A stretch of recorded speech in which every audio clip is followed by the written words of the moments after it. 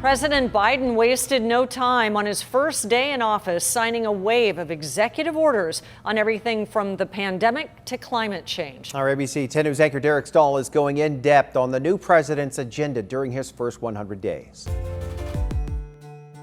In his first few hours on the job, President Joe Biden signed 17 executive actions and promised many more in the days to come. We'll press forward with speed and urgency, for we have much to do in this winter of peril and significant possibilities. Biden says he's trying to address 4 overlapping crises in his first 100 days: the pandemic, the economic collapse caused by it, racial inequality, and climate change. A lot of the language we've seen coming out of the Biden camp is that they can't not do these things urgently just because there's so many pressing issues. SDSU political scientist Dr. Stephen Goggins says the idea of measuring a president's first 100 days started with FDR, who took office during the Great Depression and helped get a record 76 laws passed in that span. So it's been invoked rhetorically by many presidents, kind of laying out their agenda, their high priority things that they expect. Biden's first action was on masks. He's asking Americans to wear them for 100 days and signed an order requiring them in federal buildings and on federal lands.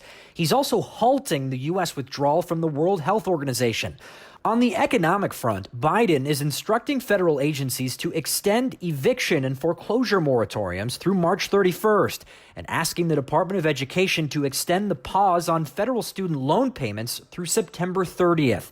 The centerpiece of both his pandemic and economic agendas is a $1.9 trillion rescue package that includes $1,400 in direct payments to most Americans, $130 billion for school reopenings, and $160 billion for vaccines and testing, part of his goal to achieve 100 million vaccinations in 100 days. And a lot of things he can do with the stroke of a pen. Everything else, right, will take Congress to act. So it might take a bit longer given the possible impeachment trial in the Senate and all the nominations for the cabinet positions. Dr. Goggins says balancing the impeachment trial of former President Trump with other priorities will be tough, but he says Congress has multitasked before. We did see in the impeachment trial of President Clinton back in the 90s, kind of some pausing of the calendar of the trial while they took on other pieces of legislation. In the meantime, Biden is reversing executive actions from his predecessor, like halting construction on the border wall, undoing the so-called Muslim ban, rejoining the Paris climate deal, and canceling the Keystone XL pipeline. Biden has promised to introduce an immigration reform bill early in his administration that includes an 8-year pathway to citizenship and allows more refugee admissions.